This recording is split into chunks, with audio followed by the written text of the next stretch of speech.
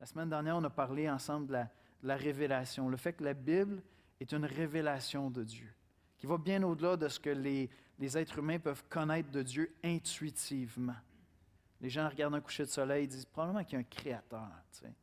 Ce matin, tu sors et tu regardes la beauté de la neige. Si tu n'es pas fâché, mais tu dis « Wow, c'est vraiment beau! » Puis là, intuitivement, tu prends un bébé, un nouveau-né dans tes bras, puis là, tu peux dire « Je pense qu'il y a quelqu'un qui a conçu cet univers-là. » Même un gars comme Elon Musk, qui est comme complètement flyé, lui dit « Je pense qu'on est dans une matrice. » Ben, prends-les comme tu veux. Si c'est ça, ça veut dire qu'il y a un designer derrière ça. Donc ça, c'est ce qu'on peut connaître de Dieu peut-être intuitivement. Mais on a vu la semaine dernière que grâce aux saintes Écritures que Dieu a inspirées, je peux connaître Dieu personnellement parce qu'il s'est révélé. Et ce qu'on va voir ensemble ce matin, c'est que Dieu est allé plus loin que ça encore. Dieu est venu se révéler personnellement en prenant une forme humaine dans la personne de son Fils Jésus-Christ. On va prier ensemble. Père éternel, on veut que tu nous parles de Jésus ce matin. On tourne dans l'Évangile de Jean, puis on veut que tu nous parles de la gloire de Jésus-Christ. Viens, Seigneur, élever Jésus à nos yeux ce matin comme on ne l'a jamais vu, dans sa grandeur, dans sa splendeur. Aide-nous à saisir combien Jésus-Christ est beaucoup plus que Jésus de Nazareth, qu'il est le Christ, la parole de Dieu, Seigneur. Et viens semer dans nos cœurs un profond désir de te rencontrer cette année, Seigneur Jésus, d'entrer en relation personnelle avec toi, Seigneur Jésus, de te voir dans notre soupe, dans les épreuves de la vie, dans les bénédictions, dans nos quêtes personnelles, nos quêtes d'Église, Seigneur. Nous voulons te saisir, Christ, en 2020. Et c'est dans le précieux nom de Jésus-Christ qu'on te prie, Père. Amen. On va écouter la lecture de la parole de Dieu dans Jean 1. Alors, le passage est dans Jean chapitre 1, les versets 1 à 14, dans la nouvelle édition de Genève. Jean chapitre 1, versets 1 à 14.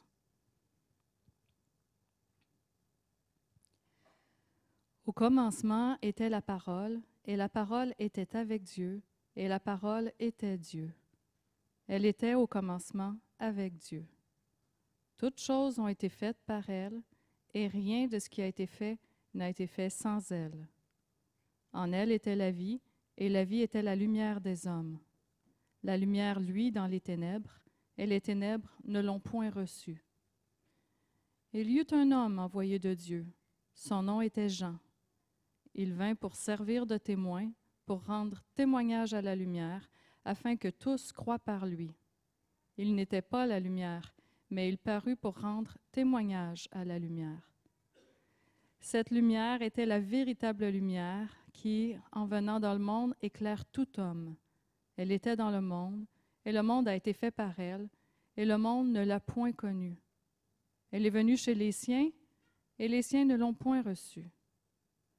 Mais à tous ceux qui l'ont reçue, à ceux qui croient en son nom, elle a donné le pouvoir de devenir enfants de Dieu, lesquels sont nés non du sang, ni de la volonté de la chair, ni de la volonté de l'homme, mais de Dieu. Et la parole a été faite chair, et elle a habité parmi nous, pleine de grâce et de vérité. Et nous avons contemplé sa gloire, une gloire comme la gloire du Fils unique venu du Père. Merci, Esther. Je ne sais pas s'il y a beaucoup de gens ici qui aiment lire des livres. Moi, j'aime lire des livres. Je lis constamment, je lis super lentement. Hein? Pas besoin de lire rapidement pour aimer la lecture. Plus lent que moi, tu meurs. J'ai fait tous les cours de lecture rapide, ça ne marche pas. Pas avec moi, en tout cas. Mais il y a des auteurs qui m'ont marqué. Puis tu peux connaître beaucoup de choses sur une personne. Si tu as un auteur qui a écrit plusieurs livres, je me souviens d'un auteur de romans jeunesse, il n'était pas chrétien, puis il est décédé d'un accident de moto, très jeune. Puis honnêtement, ça a été un deuil. Pour moi, ça a été un deuil. C'est un auteur français que je n'ai jamais rencontré, mais j'avais appris à l'aimer pour son imaginaire, j'avais appris à l'aimer pour pour sa plume, sa manière de communiquer. Fait que j'avais l'impression qu'il faisait un peu partie de ma vie. J'ai lu tout ce qu'il a écrit, tout ce qu'il a produit. Puis il est décédé. Je ne sais pas si vous avez vécu comme cette espèce de relation-là avec un auteur. Ça peut être des romans, ça peut être des livres de théologie. Deux des auteurs qui ont le plus marqué ma vie spirituelle, ma théologie, c'est Donald A. Carson, D.A. Carson, puis John Piper. C'est deux des auteurs qui ont le plus marqué toute ma théologie. Je dévore ce qu'ils écrivent, ça m'aide à penser. On dirait que ma pensée connecte avec la leur, puis je lis les Écritures, puis tout devient clair. C'est limpide pour moi. J'aime la manière qu'ils communiquent, j'aime la manière qu'ils prennent la parole, puis ils m'aident à comprendre la parole. Fait que, quand tu aimes un auteur comme ça, une des plus belles choses qui peut t'arriver à un moment donné dans ta vie, c'est de le rencontrer personnellement. Puis de passer du temps avec cet auteur-là. Puis là, lui poser des questions, tu sais, parce que tu as l'impression que vous vous connaissez déjà. À quelque part, tu es dans sa tête, ou lui est dans la tienne.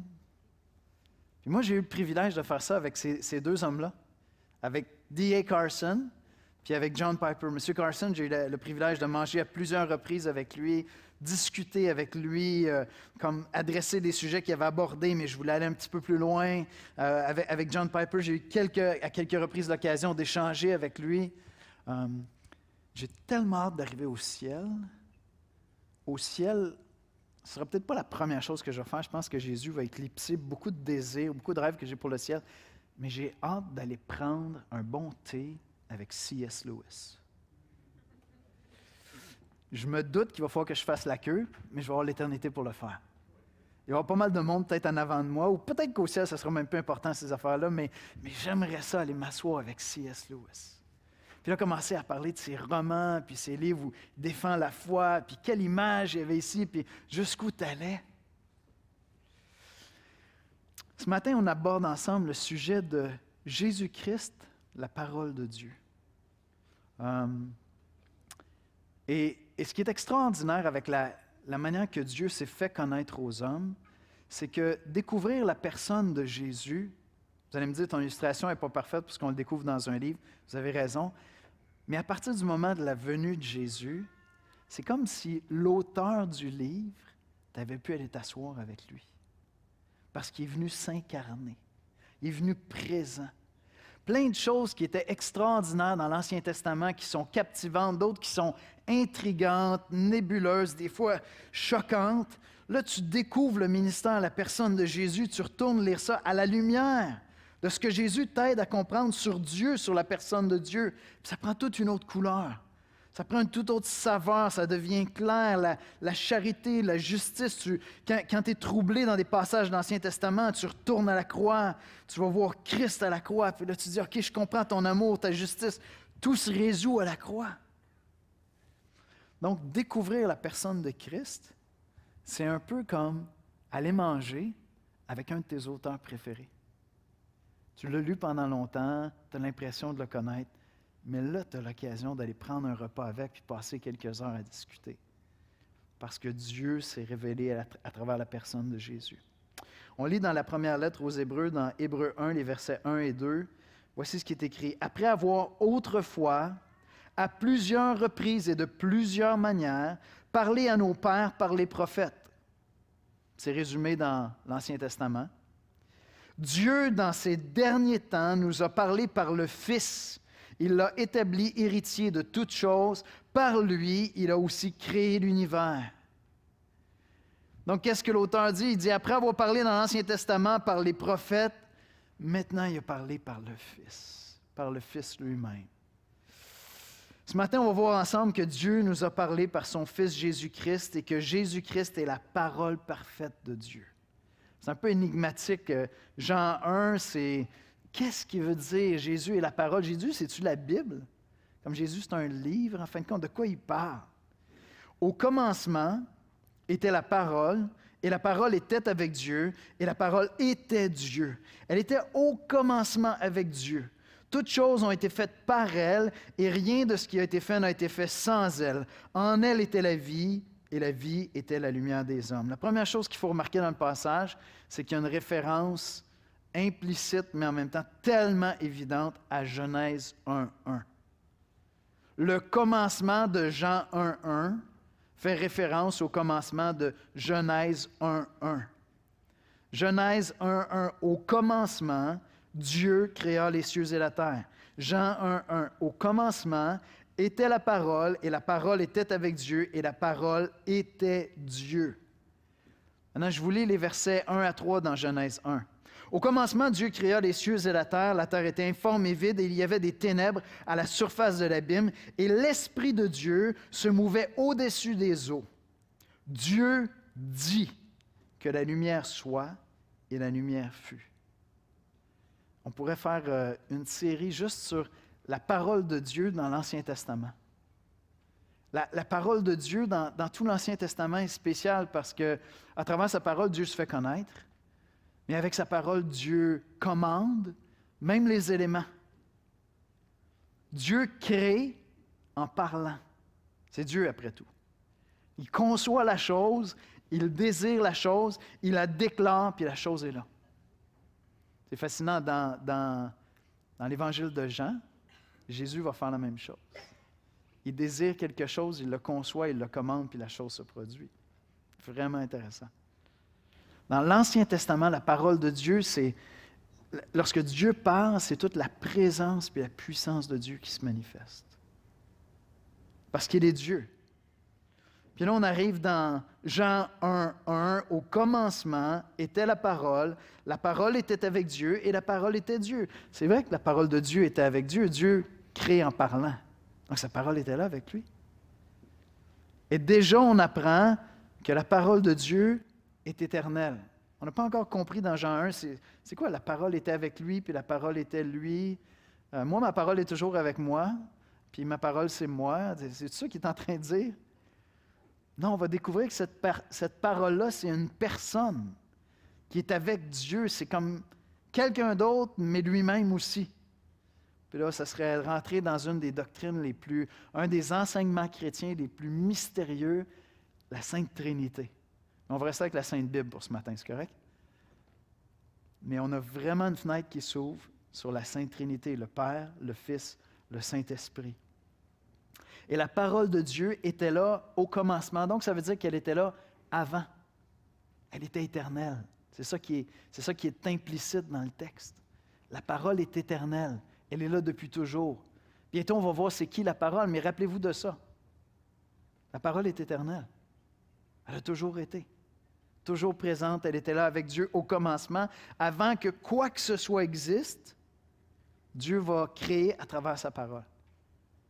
C'est par sa parole qu'il va créer. La parole était avec Dieu et la parole était Dieu. La parole est Dieu. Mais elle est avec Dieu. Donc c'est quelqu'un d'autre, mais c'est Dieu. C'est une autre personne. Les gens qui ne reconnaissent pas la divinité de Christ ne veulent vraiment pas ouvrir les Écritures puis juste se placer sous l'autorité des Écritures. Jean est super clair, extrêmement clair. Jésus n'était pas toujours clair de son vivant dans son ministère. Hein? Il y avait quelque chose avec Jésus où il cachait souvent des choses sur lui. Il faisait un miracle, il disait hey, « Passe-en pas, c'est pas le temps, c'est pas le temps. » Mais après sa résurrection, les apôtres écrivent le Nouveau Testament.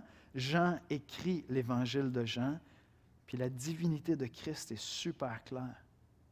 Et quelqu'un qui ne va pas reconnaître la divinité de Christ dans un passage comme celui-là, bien, c'est quelqu'un qui pense qu'on peut imaginer Dieu comme on veut, plutôt que de venir se placer sous l'autorité de la parole. La semaine dernière, j'ai dit, dans cette Église, comme dans plein d'églises dans le monde, on cherche à exposer les Écritures plutôt qu'exposer l'opinion d'un prédicateur, d'un enseignant. On vient se placer sous le ministère de la parole. Maintenant, je pourrais me tromper quand j'expose, je pourrais faire des erreurs. C'est pour ça qu'on vous encourage à suivre, à lire les Écritures, puis à dire, attends un petit peu, je pense, Yannick, tu étais dans l'erreur. Peux-tu jaser un peu? Ça se peut-tu que des fois, tu fasses des erreurs? Eh boy, je ne suis pas parfait. Voyez-vous, parce que L'autorité n'est pas avec moi. L'autorité est dans la parole. Et si, lorsque l'enseignant en avant prend autorité, s'il prend autorité, ça doit être en déclarant ce que la Bible enseigne, en étant conforme avec les Écritures. Autrement, il n'y a pas d'autorité. Dans une église comme la nôtre, on va dire que celui qui est l'enseignant régulier est celui qui va diriger l'équipe des pasteurs. Pourquoi? Parce que l'autorité est dans la parole de Dieu. Donc, si c'est moi qui ai le mandat principal de l'enseignement de l'Église, c'est moi qui ai la responsabilité de conduire les pasteurs de l'Église. On est tous des pasteurs, on est tous égaux. Mais dans un sens, c'est moi qui ai le rôle d'aller prendre l'autorité qui sont les Écritures, puis de l'exposer le plus souvent. Et avec ça vient une certaine influence qui est plus grande. Donc, une certaine autorité. Mais elle n'est pas en moi, c'est dans la parole de Dieu, vous voyez? Au commencement était la parole était avec Dieu et la parole était Dieu. Il était Dieu. Puis on va au verset 14 pour pouvoir comprendre de qui il s'agit. Verset 14. Et la parole a été faite chair et elle a habité parmi nous, pleine de grâce et de vérité. Et nous avons contemplé sa gloire, une gloire comme la gloire du Fils unique venu du Père. Ça devient super limpide. Là, on rentre dans un autre mystère, celui de l'incarnation.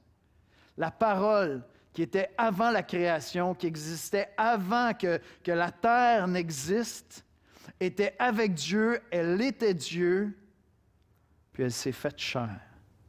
Elle est devenue un être humain.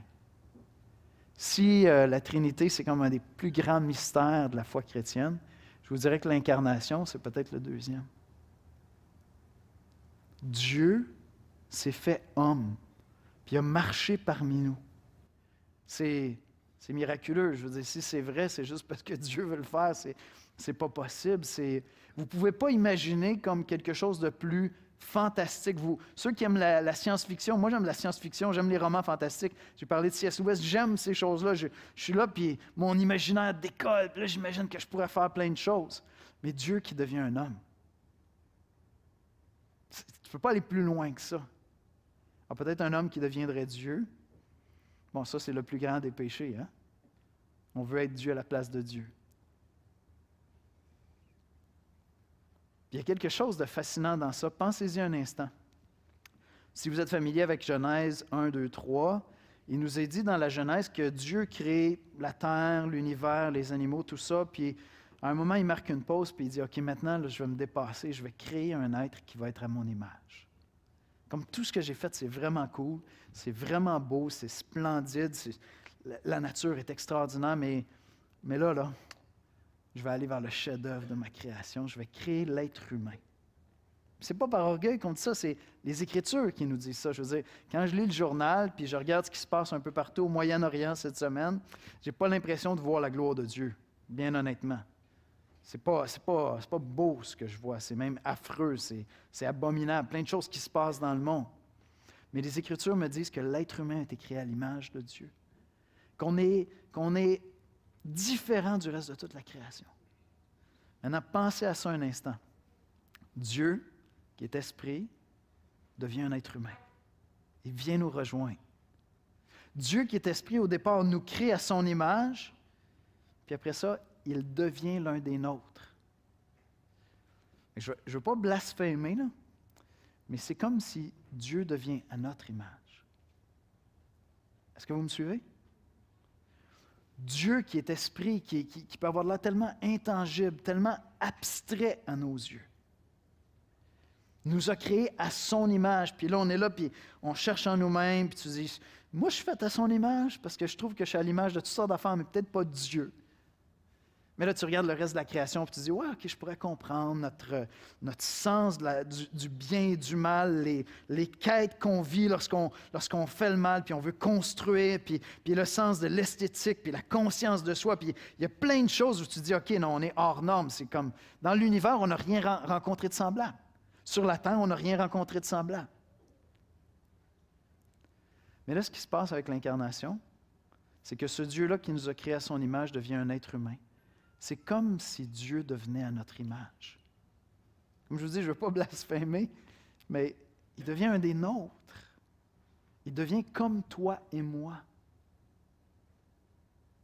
D'où mon illustration tantôt lorsque je disais, tu sais, tu lis un auteur, tu veux le connaître, tu as l'impression de saisir ses intuitions, ses sentiments, sa manière de s'exprimer. Puis là, comme tu tombes en amour avec cet auteur-là, tu te dis, waouh, j'aime sa manière de parler, j'aime sa manière de penser. Puis là, tu as l'opportunité de le rencontrer. Passer du temps avec lui. Plus que ça, développer une amitié avec lui. Dieu s'est incarné. Il est devenu un être humain. Il est venu nous parler dans le langage le plus compréhensible qu'on pouvait avoir. Le christianisme enseigne que Dieu n'est plus abstrait. Le christianisme, je sais que c'est un je suis désolé, petit problème intermittent de lumière, et la lumière fut. Le christianisme enseigne que Dieu n'est plus abstrait. La semaine dernière, j'ai cité quand Moïse doit aller parler au nom de Dieu au peuple d'Israël, puis là, il dit, OK, c'est comme super, mais ils vont me demander qui je dois présenter. Bien, tu vas dire, c'est celui qui est. Philo 101, Cégep, vous avez aimé vos cours de philo? Tu vas dire, je suis celui qui suis, c'est lui qui t'envoie. Tu sais, c'est quand même abstrait, sérieux, là. Je veux dire, moi, je tripais sur les cours de philo. Fait que quand j'arrive sur une phrase comme ça, je peux, tu sais, c'est des heures, je suis celui qui est. Mais je sais que pour plein de monde, c'est comme, mais encore, tu sais. Puis là, il vient, il s'incarne dans une personne que tu vois agir, que tu vois réagir, que tu entends parler, que tu vois souffrir, que tu vois mourir, que tu vois ressusciter. Pour les chrétiens, Dieu n'est pas abstrait. C'est une des choses que j'aimerais vous communiquer à travers cette série-là, c'est que dans nos souffrances, dans les moments où ça ne va pas bien, Dieu devient abstrait. Est-ce que vous êtes d'accord avec moi? Souvent, quand ça ne va pas bien, tu as l'impression que Dieu devient distant, puis là, c'est comme si Dieu, c'est pas concret, là. Dieu, je ne sais pas comment il va m'aider, là. Tu sais, c'est correct, Yannick, Dieu, là, mais qu'est-ce que ça change maintenant? Puis dans notre souffrance, souvent, Dieu devient abstrait à nos yeux. Je pense qu'on va le laisser allumer, hein? Dieu n'est plus abstrait. Il s'est fait connaître dans la personne de Christ. Il s'est incarné. Et je vais vers lui pour voir comment Dieu pense, pour voir comment Dieu réagit. Pour connaître le cœur de Dieu, je vais vers Jésus dans les évangiles. Puis après ça, je lis tout le Nouveau Testament pour comprendre ce qu'eux autres ont compris. Ils l'ont côtoyé, ils ont vécu avec lui. Puis je veux savoir comment est Dieu. Comment est Dieu devant la souffrance des hommes? Est-ce qu'il est indifférent? Moi, j'ai l'impression aujourd'hui que Dieu est indifférent à ma souffrance. Je suis seul dans mon coin, puis Dieu est loin de moi. Mettons, là, tu sais, puis comme Dieu est abstrait, il est loin de moi. Mais je vais vers Jésus dans les Écritures, puis je dis, non, attends un petit peu, il n'est pas indifférent à la souffrance. Il prend toujours la défense de ceux qui sont rejetés. Il intervient constamment vers ceux qui sont comme les plus méprisés de la société. Il demeure ouvert pour eux constamment. Dieu n'est plus abstrait à partir de la venue de Jésus-Christ parce qu'il s'est incarné.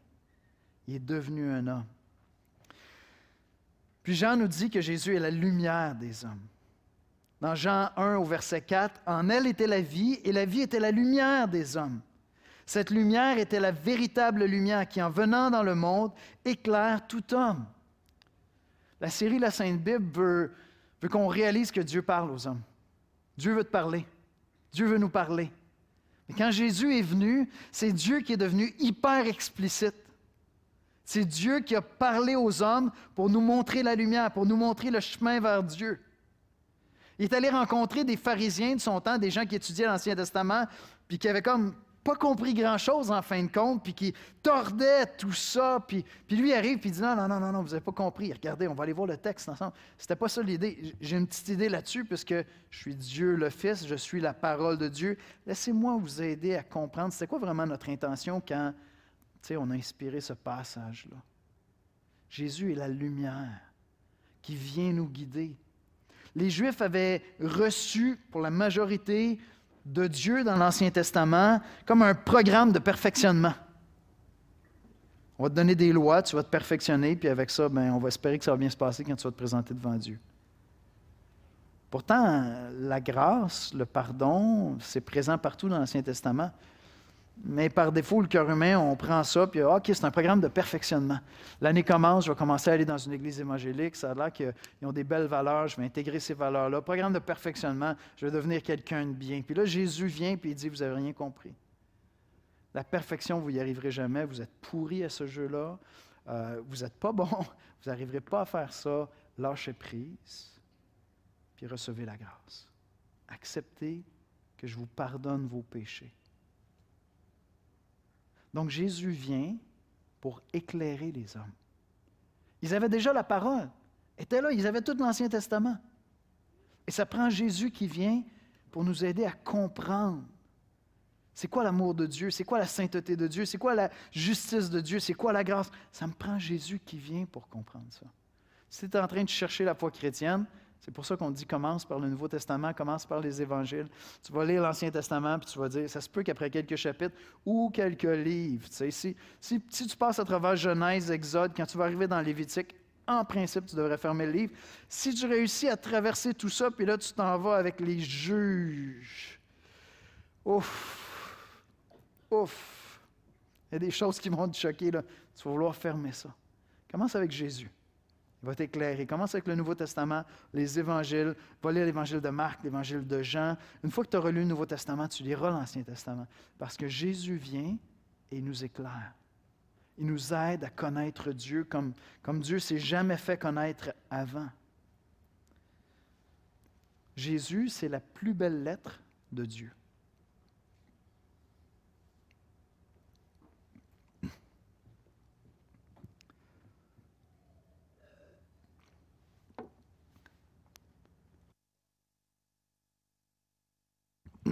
Excusez-moi, j'allais tousser. Jésus-Christ, c'est la plus belle lettre de Dieu. Dieu nous parle à travers lui. Dans Colossiens 1, 15 à 17, on lit ceci. Le Fils est l'image du Dieu invisible, le premier-né de toute la création, car en lui ont été créées toutes les choses qui sont dans les cieux et sur la terre, les visibles et les invisibles, trône, dignité, domination, autorité. Tout a été créé par lui et pour lui. Il est avant toute chose et toute chose subsiste en lui. Le Fils est l'image du Dieu invisible. Jésus est la plus belle lettre de Dieu. Quand tu as l'impression que Dieu devient abstrait et il s'éloigne de toi, cours à Christ. Va vers lui. Si tu dis, je cherche Dieu, je veux connaître Dieu, mais c'est abstrait pour moi, va découvrir Jésus-Christ. Tu dis, je ne comprends pas le mal dans le monde, cours à la croix. Tu ne comprendras peut-être pas tout, mais tu vas comprendre l'amour de Dieu. Tu ne comprendras peut-être pas pourquoi Dieu laisse encore autant de souffrance, mais tu vas comprendre, tu vas connaître l'amour de Dieu à la croix. Tu vas dire, OK, à la lumière de la croix, je peux accepter beaucoup de choses, puis patienter. Patienter pour le retour de Christ. Jésus est la plus belle lettre de Dieu. Et c'est pour ça qu'on veut être une Église qui est émerveillée par la bonne nouvelle de Jésus-Christ. On veut être une Église qui constamment vient renouveler son émerveillement, son appréciation pour ce que Jésus a fait. C'est m'est déjà arrivé qu'il y a des gens qui sont venus me voir et qui m'ont dit, Yannick, je suis tanné que tu parles de Jésus, tu parles toujours de Jésus. Il y a même des mouvements où c'est comme, OK, là, il faut découvrir l'Esprit Saint. Puis c'est correct, je pense qu'il y a des choses, des fois, qu'on néglige, j'en ai parlé beaucoup dans le livre des Actes, dans le livre de Galates, je m'excuse. Mais en même temps, le Saint-Esprit est là pour nous parler de Jésus. Fait que quand tu découvres le Saint-Esprit, tu comprends comment il travaille, tu saisis comment il travaille dans nos vies, mais à la fin de la course, en principe, tu reviens à Jésus. Puis là, tu veux découvrir le Père dans toute sa beauté, dans toute sa majesté, mais le Père, il dit, si tu veux me connaître, va connaître Jésus. Quand tu vas connaître Jésus-Christ, quand tu vas le comprendre, tu vas connaître le Père. Donc, je reviens tout le temps là parce que Jésus-Christ est la plus belle lettre de Dieu pour se faire connaître à nous. Et donc, je reviens tout le temps là. Quelqu'un qui me posait une question sur la prière dernièrement, puis il me disait, qui ont prie? Est-ce qu'on prie Dieu? Est-ce qu'on prie Jésus? Mais c'est vraiment intéressant parce que la majorité des prières dans le Nouveau Testament sont adressées au Seigneur. Puis dans la majorité des cas, le Seigneur, c'est Jésus, si vous regardez dans le contexte. Mais on est en train de dire ce matin, Jésus, c'est Dieu, la parole de Dieu. Et donc, je vais prier le Seigneur Jésus. Je vais prier au nom du Seigneur Jésus. Je vais prier le Père, mais encore une fois, au nom du Seigneur Jésus-Christ. Parce que Christ est la plus belle lettre de Dieu. Voyez-vous, quand Dieu s'est incarné dans la personne de Jésus-Christ, il est venu parler notre langage. Jésus est la parole de Dieu. Dieu le Père parle à travers lui. Jésus, ce n'est pas la Bible, okay, parce que ma Bible, c'est la parole de Dieu. Jésus, ce n'est pas la Bible, mais clairement, le Fils de Dieu a joué un rôle dans l'inspiration, dans la rédaction des Saintes Écritures, mais surtout, ça m'amène à mon dernier point ce matin, surtout, Christ est la clé pour comprendre toutes les Écritures. Christ est la clé pour saisir toutes les Écritures. Toutes les Écritures parlent de lui. La Bible parle de Jésus-Christ. Dans Jean 5, verset 39, Jésus dit, « Vous sondez les Écritures parce que vous pensez avoir en elles la vie éternelle. Ce sont elles qui rendent témoignage de moi. » Il dit, « Vous sondez les Écritures pour trouver la vie éternelle, mais les Écritures parlent de moi. C'est moi que vous voulez rencontrer. C'est moi que vous voulez découvrir. » Dans Luc 24, 27, avec les disciples sur le chemin d'Emmaüs, pour ceux qui sont familiers, et commençant par Moïse, c'est-à-dire les 5 premiers livres de la Bible, commençant par Moïse et par tous les prophètes, il leur expliqua dans toutes les Écritures ce qui le concernait. Parce que dans l'Ancien Testament, il y a des milliers de passages qui pointent vers Jésus-Christ, où on attend Jésus-Christ. Dans un certain sens, toute la Bible parle de lui. Quand vous essayez de résumer la Bible, vous pouvez le résumer en 4 mots. Okay? Peut-être que ça peut vous aider, juste une petite clé. Création, Dieu crée les cieux et la terre. Chute, le péché vient tout bouleverser. Rédemption, Dieu vient racheter à travers l'œuvre de Christ. Et puis, restauration, on attend les nouveaux cieux et la nouvelle terre. Vous avez 4 mots. Création, chute, rédemption, il vient racheter, restauration.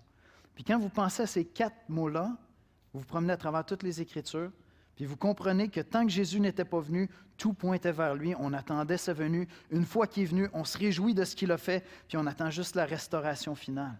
Je retourne lire l'Ancien Testament. J'avais une discussion avec un frère cette semaine où on dit, OK, on dit qu'on prêche la parole centrée sur l'Évangile. Qu'est-ce que ça veut dire exactement? Pourquoi est-ce qu'on dit ça? Je ne peux pas lire l'Ancien Testament comme chrétien, comme si Jésus n'était pas venu. Je ne sais pas si ça fait du sens ce que je dis. Je ne peux pas lire l'Ancien Testament comme un Juif qui attend le Messie. Non, le Messie est venu.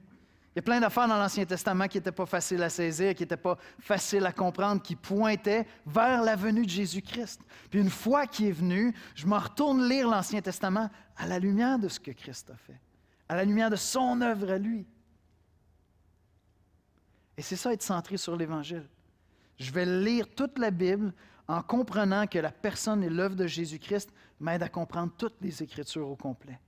Toutes les Saintes Écritures.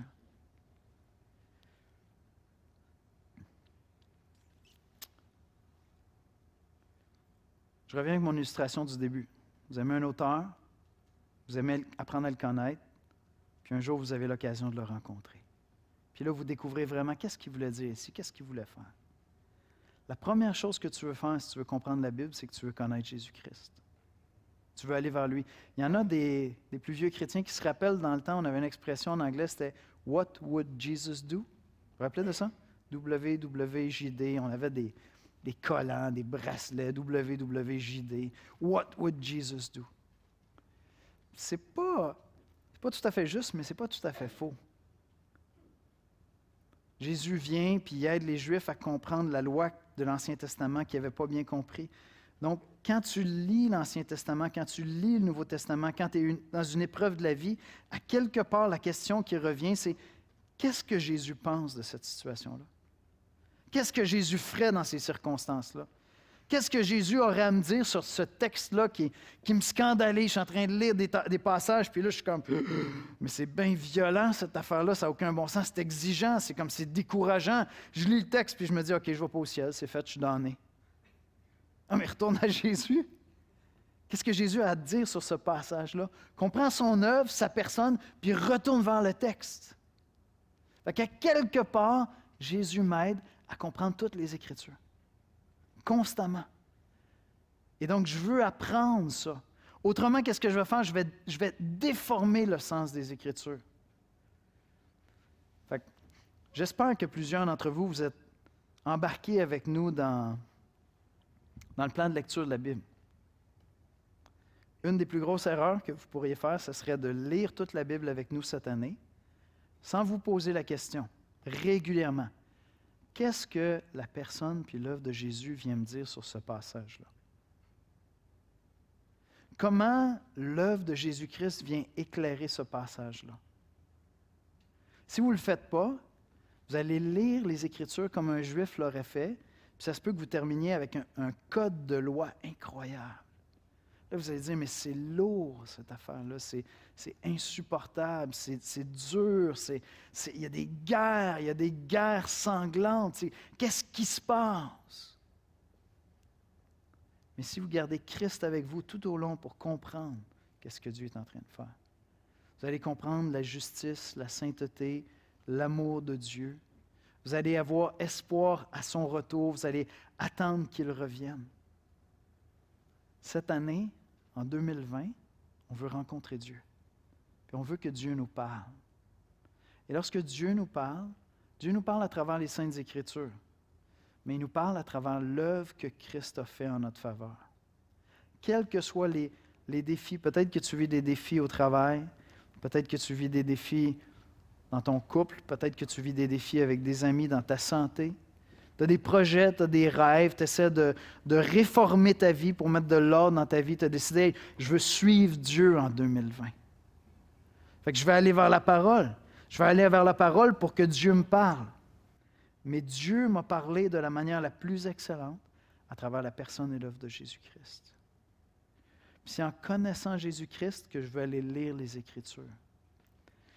Dans le même passage, puis je termine avec ceci, je vais inviter les musiciens à venir me rejoindre en avant. Dans le même passage, au verset 12, dans Jean 1 au verset 12, voici ce qu'on lit. « Mais à tous ceux qui l'ont reçu, la parole, Jésus-Christ, mais à tous ceux qui l'ont reçu, à ceux qui croient en son nom, elle a donné le pouvoir de devenir enfants de Dieu. » Si tu veux connaître Dieu en 2020, la première chose que tu dois faire, c'est connaître Jésus-Christ. Si tu cherches à connaître Dieu, même en lisant les Écritures sans connaître Jésus-Christ, tu vas te méprendre sur la personne de Dieu. Tu vas juger Dieu à tort. Tu vas déraper, tu vas t'imaginer un Dieu. Tu vas aller chercher des snippets, des petits morceaux dans la Bible qui te font du bien, puis tu vas te construire un Dieu. Mais à ceux qui l'ont connu, à ceux qui ont reçu Jésus-Christ, à ceux qui ont cru en son nom, il y a un nom.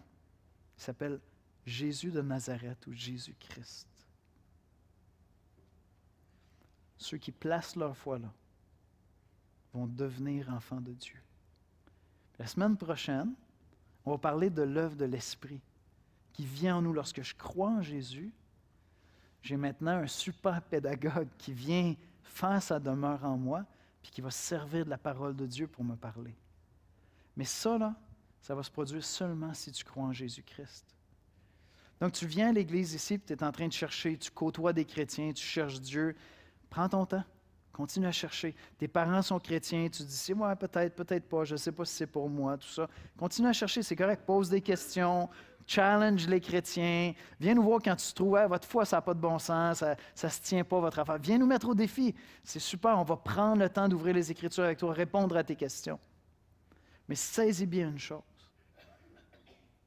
Tu ne connaîtras pas Dieu tant que tu ne connaîtras pas personnellement Jésus-Christ. Mais lorsque tu vas connaître Christ, tu vas connaître l'amour de Dieu. Tu vas connaître sa grâce. Jésus-Christ est la parole de Dieu. Et c'est à travers lui que j'apprends à rencontrer Dieu dans les Écritures à tous les jours. On va prier ensemble. Père éternel, merci pour ta parole qui nous parle de toi, de ta grandeur, de ta beauté. Mais Père, je veux te rendre grâce avant toute chose d'avoir envoyé ton Fils Jésus-Christ. Seigneur, tu avais parlé auparavant à travers les prophètes. Tout l'Ancien Testament nous aidait à te connaître, Seigneur. Il y a tellement de livres absolument inspirants. Chaque livre de l'Ancien Testament est un joyau pour te connaître, Seigneur.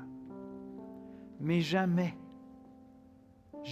tu n'avais parlé si clairement, de manière aussi intelligible, Seigneur, que lorsque tu t'es incarné et que tu t'es fait homme dans la personne de Jésus-Christ. Seigneur Jésus, tu es le joyau de la création. Seigneur Jésus, tu es notre précieux Seigneur. Tu es l'expression visible du Dieu invisible.